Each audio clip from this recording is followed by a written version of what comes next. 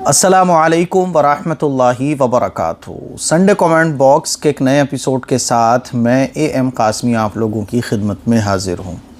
और आज का जो संडे एपिसोड है ये बहुत क़ुरबानी के बाद आपको मिल रहा है। आज पूरा दिन मेरा इसी में हो चुका है, ज़ोहर से लेके अब इशा होने वाली है। 8 बज रहे हैं जिस वक्त मैं ये रिकॉर्ड कर रहा हूँ। तकरीबन 6 घंटे मुझे लग चुके हैं, लेकिन ये एपिसोड रिकॉर्ड होने का नाम नहीं ले रहा है। और मैंने भी ये सोच रखा है कि हिम्मत नहीं हारनी है। एक मरतबा रिकॉर्ड किया, हुआ क्या वो सुनो आप। एक मरतबा रिकॉर्ड किया, 1.5-2 घंटे लगे, तकरीबन 30-40 मिनट का। लेकिन मेमोरी कार्ड जब मैंने उससे फ़ाइल लेने की कोशिश की तो फ़ाइल करप्ट हो गई, क्या हुआ वल्लाहु आलम, वो शो नहीं हो रही थी। तो मैंने सोचा हो सकता है कि कोई फ़ॉल्ट हो गया हो। दोबारा रिकॉर्ड किया असर के बाद, तो मोबाइल में आते ही वो फ़ाइल गायब। अब मैं ये तीसरी मरतबा रिकॉर्ड कर रहा हूँ, शायद कैमरे में कोई प्रॉब्लम हो गई या मेमोरी कार्ड में, वल्लाहु आलम। अब मैं ये मोबाइल से रिकॉर्ड कर रहा हूँ। और भैया अब मैंने ये सोचा है कि रिस्क नहीं लिया जाएगा, ना चाहते हुए भी संडे एपिसोड आपको डिले होकर मिल रहा है। सवालों का सिलसिला शुरू करने से पहले मैं आप लोगों को एक खैर के काम की तरफ मुतवज्जे करना चाहता हूँ। ये खैर का काम गर्मियों के मौसम में ही किया जा सकता है और गर्मियों का ये एक बड़ा ज़बरदस्त काम है। देखिए, अल्लाह के नबी सल्लल्लाहु अलैहि वसल्लम ने सदक़े जारिया की बहुत सारी शक्लें बयान फरमाई, जिसमें से एक सूरत ये भी बयान फरमाई कि कोई लोगों के लिए कुआं खुदवा दे तो उस कुएं से लोग गर्मी के मौसम में पानी पिएं, अपनी ज़रूरत पूरी करें। ये सदक़ा है। मरहूमीन के लिए सदक़े जारिया भी आप इसको कर सकते हैं, अपने लिए भी आप इसको नेकियों का ज़रिया बना सकते हैं। अब कुएं का ज़माना तो चला गया। अब क्या है कि लोगों के लिए जो पानी का इंतज़ाम कर दे, ठंडे पानी के मटके रखवा दे कि लोग ठंडा पानी पी सकें, तो ये आजकल के टाइम में गर्मियों की एक बहुत ज़बरदस्त नेकी है जिसकी तरफ हम लोगों की तवज्जो कम हो पाती है। मैंने इस सिलसिले में 2 चिलर लगवाने के लिए सोचा है और इसमें मैं आप लोगों को ख़ुद इसमें शरीक करना चाहता हूँ।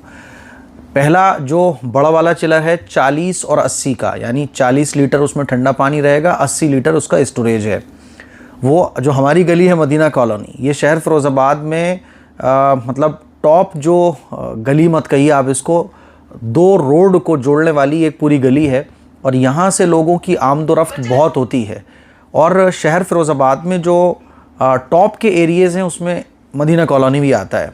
तो रामगढ़ रोड और कोहिनूर रोड, इन दोनों रोड के जो लेबर्स होते हैं, मज़दूर लोग होते हैं, मेहनत मज़दूरी करने वाले जो हमारे भाई होते हैं, अपनी मेहनत की रोज़ी कमाते हैं, इस गली से लोगों का गुज़र बहुत होता है। तो मैंने ये सोचा है कि एक चिलर मुझे यहाँ रखवाना है और इसकी जो कॉस्ट पड़ रही है वो तकरीबन 50,000 रुपये की पड़ रही है टोटल, जिसमें से इंशाल्लाह 5-10 हज़ार रुपये मेरे और मेरी फैमिली की तरफ से रहेंगे। और बाकी मैं चाहता हूं कि आप लोग इसमें ताउन करें, बढ़ चढ़ कर हिस्सा लें। अपने मरहूमीन के नाम का भी आप इसमें शेयर ले सकते हैं, अपने लिए भी शेयर ले सकते हैं, ठीक है। घर पे मैंने इसको इसलिए रखा है, इसको मेंटेनेंस, इसका जो ख़र्चा है, पानी वगैरह, देखभाल, वो सब ईज़िली होती रहेगी, है ना। तो ये इंशाल्लाह 1-2 दिन में लग जाएगा। और दूसरा जो चिलर है छोटा वाला, वो मैंने मस्जिद में लगाने के लिए सोचा है। जो नमाजी होते हैं, बच्चे कुरान पढ़ने आते हैं, उनको भी ठंडा पानी मिल सके। तो ये तकरीबन 60-70 हज़ार रुपये का पूरा ख़र्चा बैठ रहा है। आप लोग इसमें जितना हो सके शेयर ले सकते हैं, हिस्सा ले सकते हैं, मरहूमीन की तरफ से भी ले सकते हैं। गर्मी के मौसम में अपने मुसलमान भाइयों को, इंसानों को, परिंदों और चरिंदों को पानी पिलाना ये बहुत सवाब का काम है। ज़्यादा से ज़्यादा आप लोग इसमें शिरकत करें।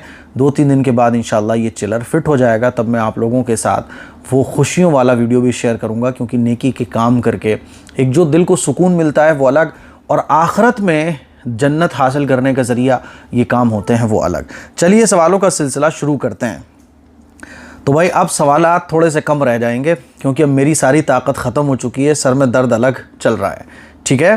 पहला सवाल जो पूछा है वो क्रिकेट ने पूछा है और ये इनकी प्रोफाइल नेम है। इन्होंने पूछा है, मुफ्ती साहब मैं तलाक़शुदा हूँ, अल्लाह मुझे ऐसा शौहर दे जिसके चेहरे पर नबी की सुन्नत हो और बहुत दीनदार हो, मुझे बहुत पर्दे में रखे और निकाह होते ही मुझे उम्रा भी करा दे, मेरे लिए दुआ करें। भाई इनके लिए सभी लोग दुआ करें कि अल्लाह ताला इनको इनकी मंशा के मुताबिक इनको शौहर दिलाए। देखो, फ़र्स्ट प्रायोरिटी हमारी दीनदारी ही रहना चाहिए। आम तौर पर क्या होता है कि लोग दुनियादारी को फ़र्स्ट प्रायोरिटी के तौर पे रखते हैं, जो कि मुनासिब नहीं है। दीनदारी को फ़र्स्ट आप रखें कि पहले दीन बाद में कुछ और, है ना।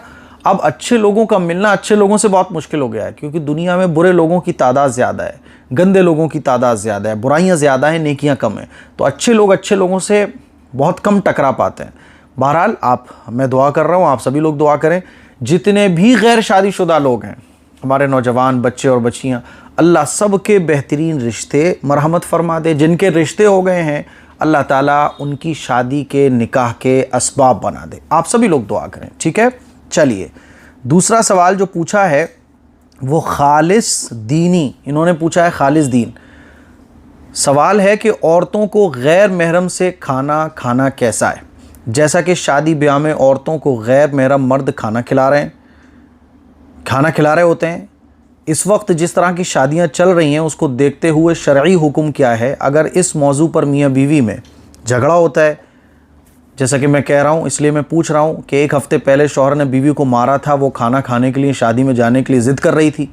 क्या ऐसी सिचुएशन में कुछ गुंजाइश हो सकती है या नहीं हो सकती? देखो भाई, पहली बात तो बीवी अगर कोई चीज़ पर अमल नहीं कर रही है, दीन को फॉलो नहीं कर रही है, तो मारने की तो गुंजाइश नहीं है आपको। आप बीवी को मारें, ये किसी भी तरह से मुनासिब नहीं है, ठीक है। और मार कर आप किसी को भी हिदायत पर नहीं ला सकते। बीवी तो बहुत टेढ़ी चीज़ है भाई, मियाँ बीवी का रिश्ता मार धाड़ से तो नहीं चलता। तो बीवी को आप मार से दीन पर अमल करा दें, ये तो पॉसिबल नहीं है ना। मामले बिगड़ेंगे, सुलझेंगे कभी नहीं, घर आपका सुकून वाला कभी नहीं बन सकता। तो बीवी को आप मारें, ये तो किसी भी सूरत में मुनासिब नहीं है। हाँ, आप बीवी को चाहते हैं कि वो दीन पर अमल करे, तो उसको अच्छी नसीहत करें, प्यार मोहब्बत से समझाएं। और पहली बात, जो सबसे अहम बात है, शौहर को चाहिए कि वो खुद दीनदार बने। प्रॉब्लम आजकल क्या है कि हम ये चाहते हैं कि हमारे बच्चे फजर की नमाज़ पढ़ें, बीवी भी फजर की नमाज़ पढ़े। हम फजर में उठने को तैयार नहीं। हम चाह रहे हैं कि बीवी पर्दे में आ जाए और हम जो है ना गुनाहों से बचने को तैयार नहीं। तो भाई, सबसे पहले आपको अमल करना पड़ेगा, उसके बाद बीवी को प्यार मोहब्बत से समझाइए। इंशाअल्लाह सुधर जाएंगी वो, और अल्लाह से रोज़ाना 2 रकात नमाज़ पढ़कर दुआ मांगे। रही बात शादी के सिलसिले में, अब मैं मेन पॉइंट पे आ रहा हूँ। तो देखो, शादी के सिलसिले में ये बात समझ लो, आजकल की जो शादियां हैं अब रस्म रिवाज से आगे बढ़ के सुन्नत के ख़िलाफ़ हो रही हैं। पहले तो हमारी शादियों में सिर्फ रस्म रिवाज हुआ करते थे। आजकल हमारी शादियों में रस्म रिवाज से बढ़कर वेस्टर्न कल्चर घुस के आ गया है। बेशर्मी, बेहयाई, फहाशी, उरियानी, नंगापन, नाच गाना, डांस, किस किस को मैं जिक्र करूं। और हद तो ये हो गई है कि वो जो आजकल बफर सिस्टम आ गया है ना, जिसको मैं बफर सिस्टम नहीं कहता, मैं कहता हूँ बुफेलो सिस्टम। बुफेलो सिस्टम मतलब भैंस की तरह खाओ, जानवरों की तरह चल चल के खाओ। इसने तो बिल्कुल सारी शर्म व हया की हदों को ही पार कर दिया है। मर्दों का जो खाना है वही औरतों का है, जहाँ मर्द खाना ले रहे हैं लाइन लगा के, वहीं औरतों को लेके आना पड़ रहा है। शर्म व हया सारी ख़त्म हो गई है। तो भाई, ये हमारी जिम्मेदारियाँ हैं हर मुसलमान की कि ऐसी शादियाँ जहाँ पर बुफेलो सिस्टम हो, कि जानवरों की तरह टहल टहल के खाना है, बैठने को कोई निज़ाम ना हो, पर्दे का कोई ख्याल ना हो, हम मुसलमानों की जिम्मेदारी बनती है कि ऐसी शादियों को बॉयकॉट करें और कहें कि भाड़ में गई भाई साहब ऐसी शादी, भाड़ में गई ऐसी रिश्तेदारी। अल्लाह और अल्लाह के रसूल के तरीक़े के ख़िलाफ़, सुन्नत के ख़िलाफ़, शरीयत के ख़िलाफ़, शर्म व हया के ख़िलाफ़ अगर कोई काम होगा, शादी ब्याह हम ऐसी अटेंड नहीं करेंगे। आप देखिए, जब आप बॉयकॉट करना शुरू करोगे, लोग फिर उसी पैटर्न पे आ जाएंगे और आपको चूँकि वो बुलाएंगे। 100 लोग भी अगर किसी शादी का बॉयकॉट करें कि साहब बुफेलो सिस्टम होगा तो हम नहीं जाएंगे, आप देखिए इंसान मजबूर होकर बैठने का नज़म करेगा। तो ये हमारा फॉल्ट है, हमारी गलतियाँ हैं। पहले क्या होता था, अगर 10 साल पहले भी आप चले जाएं, और आज भी कई इलाकों में ऐसा होता है कि औरतों में औरतें ही खाना खिला रही होती हैं। बड़े बड़े पैसे वालों के यहाँ मैंने देखा है कि अच्छा खासा नज़म अगर वो रखते हैं तो होता है, और आप ना करना चाहो तो कुछ नहीं होगा। तो आपको चाहिए कि औरतों में औरतें खाना खिलाएं, मर्दों में मर्द खाना खिलाएं। अब रही बात कि बीवी ज़िद कर रही है कि साहब मुझे तो शादी में खाना खाने जाना है, तो देखो भाई, प्यार मोहब्बत से समझाओ और कुछ शर्तों के साथ इजाज़त दो, क्योंकि आप इजाज़त नहीं दोगे बिगाड़ पैदा होगा। या तो पहले ही आप कुछ उसूल और ज़ाब्ते बना लो, अलग बात है, लेकिन अब बीवी अगर ज़िद पे आ जाए तो फिर थोड़ा सा नरमी इख्तियार करते हुए प्यार मोहब्बत से आप समझाइए, और ना समझे तो फिर थोड़ी सी इजाज़त दे दीजिए। आपका काम समझाना है, वो समझे ना समझे ये उसका काम है। कुछ शर्तों के साथ इजाज़त दे दीजिए। और औरतें जो जाती हैं तो वो औरतों के ही साथ जाती हैं, बाकी शादी में क्या होगा ये तो वहाँ जाके पता चलता है। अगर आपको ये लग रहा है तो बीवी को समझा के भेजो कि भाई देखो आप पर्दे का ख्याल करना, आप पर्दे का जितना ख्याल करोगे अल्लाह राज़ी होगा। अल्लाह और अल्लाह के रसूल की बातें बताइए। आप जल्लाद की तरह उस पर मुसल्लत हो जाएं तो फिर तो और ख़तरनाक मामला आगे बढ़ जाएगा। तो इसीलिए हिकमत के साथ, प्यार मोहब्बत के साथ दीन की बातें उनको बताइए, इंशाल्लाह वो अमल कर लेंगी। ठीक है, तो भाई ये सारा मसला है इस सिचुएशन का जो आपने मेरे सामने रखी है। ट्रैवल विद सलमा ये पूछती हैं, मुफ्ती साहब मेरी बेटी के लिए दुआ कीजिए, प्लीज़ प्लीज़ प्लीज़ दुआ कीजिए भाई। अंसारी हनीफ़ ने भी कहा है कि मौलाना साहब मेरे शौहर की तबीयत बहुत ख़राब हो गई, दुआ कीजिए। तो भाई सभी लोग दुआ करें बीमारों के लिए। जो लोग बीमार हैं अल्लाह ताला सबको शिफा अता फ़रमाए। जो लोग बीमार हैं, परेशान हैं, अल्लाह ताला सबको शिफाए कामिला, आजिला, मुस्तमिर्रा, दायमा नसीब फ़रमाए, बग़ैर दवा के शिफा अता फ़रमाए। और बीमारों के घर वालों से मैं कहना चाहूँगा कि आप अपने मरीज़ों को जो दवा खिला रहे हैं उसमें 11 मरतबा सूरह फातिहा पढ़ें। 11 मरतबा सूरह फातिहा दवा पर भी दम करें और पानी पर भी दम करें। वो दवा और पानी पिलाएं, खिलाएं, इंशाअल्लाह अल्लाह ताला शिफा अता फ़रमा देगा। अच्छा जी, ये मोहम्मद शादाब पूछते हैं, मैंने 20 साल पहले अपने लड़के का बकरे का सदका बोला था, क्या मैं क़ुरबानी में हिस्सा लेकर उसका सदका कर सकती हूँ? जी बिल्कुल, आप क़ुरबानी के जानवर में उसका हिस्सा लेकर सदका कर सकती हैं। नंबर 2, अगर कोई किसी पर चौकी छुड़वा दे तो उसका इलाज कैसे करेंगे? चौकी छुड़वा दे क्या होता है, थोड़ा डिटेल में मुझे बताएं, मैं नहीं समझ पा रहा हूँ। चौकी छुड़वा दें क्या होता है? अच्छा जी, चौकी छुड़वाने के सिलसिले में अभी हमारी अहलिया ने हमें बताया कि चौकी छुड़वाना वो गैर मुस्लिमों की तरफ से जादू वादू का सीन होता है, हांडी वांडी जो चलते हैं दिवाली के मौके पर। परेशान होने की ज़रूरत नहीं है, आयतल कुर्सी से ज़्यादा ताकतवर कोई चीज़ नहीं है। हर फ़र्ज़ नमाज के बाद आयतल कुर्सी पढ़ें, इंशाअल्लाह कोई भी चौकी और चौका और चूहा इंशाअल्लाह असरअंदाज आपके ऊपर होने वाला नहीं है। ठीक है, चलिए। अच्छा जी, नसरीन परवीन सवाल पूछ रही हैं और ये कह रही हैं मुफ्ती साहब 2 महीने से लगातार मैं सवाल पूछ रही हूँ, एडमिन आप तक सवाल नहीं पहुँचा रहे हैं। पहुँच गया आपका सवाल। पहला सवाल, मेरे पास किराने की दुकान है। मेरी दुकान की तराजू सुनार के तराजू की तरह है। जब मैं कुछ ग्राहक को तौल कर देती हूँ ज़्यादा झुका कर देती हूँ, जब मैं ग्राहक से अनाज लेती हूँ तो झुका कर लेती हूँ। सीज़न में तो 100 ग्राम तक ज़्यादा लेती हूँ ग्राहक को दिखाकर, क्योंकि जब मेरा भी दुकान का माल बिकने जाता है तो वो दुकान वाले भी बोरे का वज़न और ढाला कर काट लेते हैं। क्या ऐसा करना मुनासिब है? देखो, धोखा देना, कम तौलना, डंडी मारना ये तब है जब सामने वाले को पता ना हो। इसी को डंडी मारना, धोखा देना, बेईमानी करना कहा जाता है। आप किसी का माल ले रही हो तो आपने बता दिया कि भाई इतना इतना मैं ज़्यादा लूँगी, ढाले का वज़न, ये वज़न, सामने वाले को पता है ना, उसको धोखा नहीं दिया जा रहा है। तो उसको बताकर और अपनी सारी कंडीशंस उसके सामने रखकर उसका माल ख़रीदा जा सकता है। इसमें कोई हरज की बात नहीं है, तो आपको परेशान होने की कोई ज़रूरत नहीं है। अल्लाह आपके कारोबार में खूब बरकत अता फरमाए। ठीक है। अच्छा जी, साजिद शेख पूछते हैं, मैं आपकी वीडियो 2019 से देख रही हूँ। मेरी ये दुआ है कि अल्लाह आपको और आपकी फ़ैमिली को 70,000 लोगों में शामिल फरमाए जो बिना हिसाब व किताब के जन्नत में जाएंगे। बहुत शुक्रिया, जज़ाकल्लाह इस खूबसूरत दुआ के लिए। और ये 70,000 दुनिया वालों को समझाने के लिए अल्लाह ने बयान किए हैं, वरना ये 70,000 तो अल्लाह के हैं जिसको हम इमेजिन भी नहीं कर सकते, बियॉन्ड आर इमेजिनेशन। तो मैं दुआ करूँगा इसके बदले में कि अल्लाह ताला इन 70,000 में मुझे भी, आपको भी और पूरी उम्मत मुस्लिमा को, हमारी फैमिली को, हमारे ख़ानदान वालों को, माँ बाप को, रिश्तेदारों को, दोस्तों को, एक एक ईमान वाले को इन 70,000 में शामिल फरमाए। इनके कुछ सवाल हैं। इन्होंने पूछा है कि अगर हैज़ 10 दिन के बाद दोबारा आ जाए तो नमाज और कुरान शरीफ पढ़ सकते हैं? मुझे अक्सर ऐसा होता है कि महीने में दोबारा हैज़ आ जाता है जिससे नमाज और कुरान की तिलावत रह जाती है। देखो, हैज़ के सिलसिले में ये बात समझ लो कि हैज़ की जो ज़्यादा से ज़्यादा टाइमिंग है वो 10 डेज़ है। 10 दिन के बाद भी अगर किसी को पीरियड आता है तो ये पीरियड नहीं माना जाएगा, बल्कि नापाकी के डेज़ नहीं माने जाएंगे, ये किसी और वजह से माना जाएगा, इस्तिहाज़ा का। तो 10 दिन के बाद भी अगर किसी को पीरियड आ रहा है तो फिर उसमें नमाज कुरान वगैरह पढ़ें आप। एक नमाज के लिए आपको एक वज़ू करना पड़ेगा। और नापाकी के बाद पाकी के जो डेज़ होते हैं कम से कम वो 15 दिन के होते हैं। तो 15 दिन पाकी के, 10 दिन हैज़ के, इस तरह से आप डिवाइड करके पाकी नापाकी में फ़र्क कर सकती हैं। नंबर 2, मैं हर रोज़ सूरह यासीन और सूरह वाक़िया और सूरह मुल्क पढ़ती हूँ और साथ ही साथ तमाम लोग इस दुनिया से जो चले गए हैं उनको इसाले सवाब करती हूँ। मैं इस तरह बोलती हूँ, या अल्लाह जो मैंने पढ़ा है वो हज़रत मोहम्मद सल्लल्लाहु अलैहि वसल्लम से लेकर अभी तक जितने भी मुसलमान बच्चे, बूढ़े, मर्द, औरतें इस दुनिया में जा चुके हैं उनके हक़ में अल्लाह बख्श दे। ठीक है, नो प्रॉब्लम, ये ईसाले सवाब करने का तरीका ठीक है।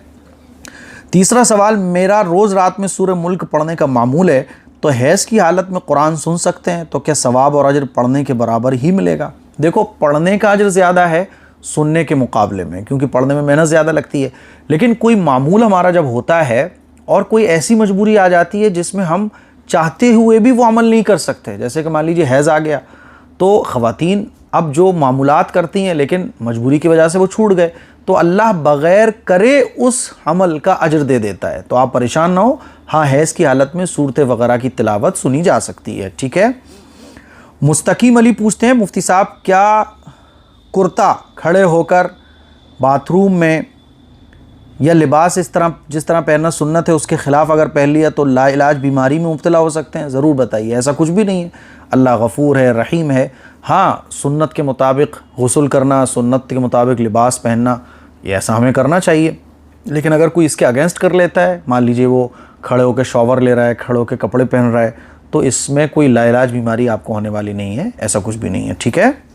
गुलनाज अंसारी ने सवाल पूछा है, मुफ्ती साहब मेरा एक मसला हल कर दीजिए। कुरान शरीफ की सूरह हज आयत नंबर 46 को लेकर कई लोगों का कहना है कि हमारे दिल में भी सोचने की सलाहियत है इस्लाम के अकॉर्डिंग, बताइए कि क्या हमारा दिल भी सोचता है?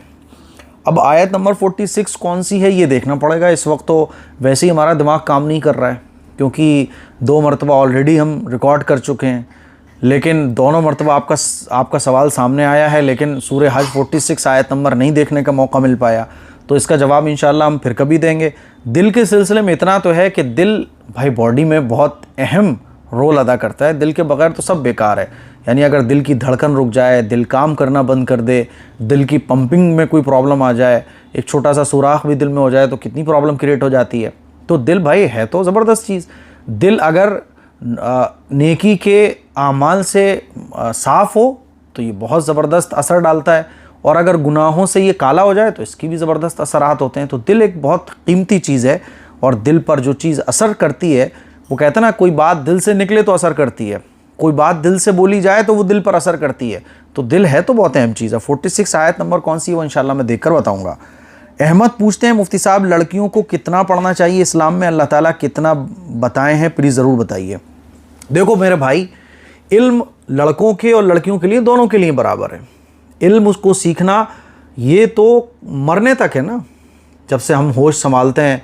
इल्म का ताल्लुक़ हमारी ज़िंदगी के साथ है, जब तक ज़िंदगी है जब तक इल्म सीखना है। हाँ, कुछ चीज़ों का इल्म सीखना फ़र्ज़ है। तलबुल इल्मी फ़रीदतुन अला कुल्ली मुस्लिम, के इल्म दीन को सीखना हर मुसलमान पर फ़र्ज़ है। नमाज जितने इल्म को सीखने से सही होती है उतना इल्म सीखना नमाज का फ़र्ज़ है। हज जितने इल्म को सीखने से सही अदा हो सकता है इतना इल्म सीखना हर हाजी के ऊपर फ़र्ज़ है। ऐसे ही हराम हलाल से हम बच सकें इतना इल्म दीन सीखना हमारे ऊपर फ़र्ज़ है। तो फिर कुछ सुन्नत वाली चीज़ों का इल्म सीखना सुन्नत है। बाकी दुनियावी उलूम और दीनी उलूम इनकी कोई इंतहा नहीं है, कोई लिमिट नहीं है।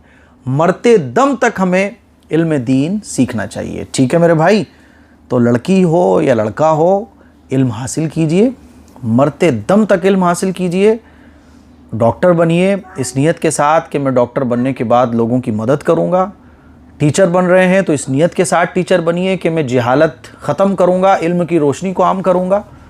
आप इस नीयत के साथ अगर कोई भी हलाल रोज़ी अगर आप तलाश कर रहे हैं ना, तो ये भी इबादत है। तो इल्म कुरान में आता है ना, इक़रा बिस्मि रब्बिकल लज़ी खलक़, अपने उस परवरदिगार के नाम से पढ़ो जिसने तुम्हें पैदा किया। तो कोई भी इल्म सीखा जाए अल्लाह के याद से दिल गाफिल ना हो। अल्लाह की याद से अगर दिल गाफिल है तो फिर वो इल्म बड़ा ख़तरनाक है।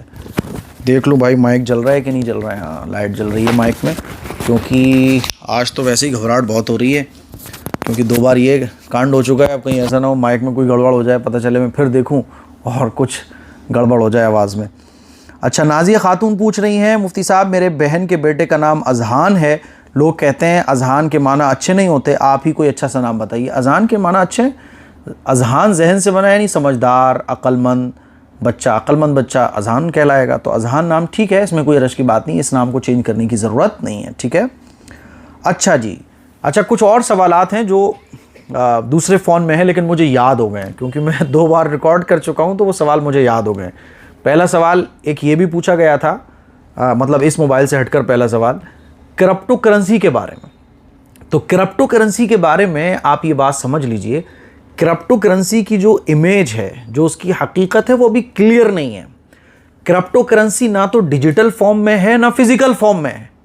जैसे एक चीज़ फिजिकल फॉर्म में होती है या डिजिटल फॉर्म में होगी, उसकी एक चेन है, यानी फिजिकल और डिजिटल फॉर्म में वो अवेलेबल नहीं है। यही वजह है कि बहुत सारे मुल्कों में इसको अभी वैलिड नहीं करार दिया गया है। तो शरीयत ये कहती है कि किसी चीज़ की हकीकत यानी क्लियरिटी अगर किसी चीज़ की अभी नहीं है तो उससे दूर रहा जाए, है ना। तो क्रिप्टो करेंसी के सिलसिले में मैं यही कहना चाहूँगा कि इससे अभी दूर रहिए। बाकी जो और रास्ते हैं पैसा कमाने के, गोल्ड है, सिल्वर है, शेयर मार्केट है, वगैरह वगैरह, और बिजनेस के बहुत सारे रास्ते हैं, उसके ज़रिए आप इन्वेस्टमेंट करके पैसा कमाइए। क्रिप्टो करेंसी से अभी दूर रहिए। अक्सर मुल्कों में तो ये वैलिड ही नहीं है ना। और क्रिप्टो करेंसी की कोई डिजिटल कोई है कि मुझे ला के दिखा दे कि भाई ये क्रिप्टो करेंसी है, नहीं है ऐसा कुछ भी। तो क्रिप्टो करेंसी की डिजिटल और फिजिकल कोई फॉर्म नहीं है, इसीलिए इससे बचना ये ज़्यादा बेहतर है। एक सवाल ये भी पूछा गया था कि गैर महरम यानी महरम के बग़ैर, महरम के साथ तो सफ़र कर सकते हैं, महरम के बग़ैर उम्रे पर जाना, हज पर जाना या 3 दिन से ज़्यादा का सफ़र करना कैसा है। तो देखिए 3 दिन या 3 दिन से ज़्यादा का सफ़र महरम के बग़ैर करना ये जायज़ नहीं है, मुनासिब नहीं है। जैसे कि आजकल लोग उम्रे पे चले जाते हैं, हज पे चले जाते हैं, शरीयत ने महरम को लाजमी करार दिया है। बहुत सारी आदि से पता चलता है कि औरत 3 दिन या 3 दिन से ज़्यादा का सफ़र महरम के बग़ैर ना करे। हाँ, नॉर्मल बाज़ार, मार्केट, इधर उधर या आपकी ससुराल भी बहुत करीब है तो अकेले जाने की गुंजाइश है।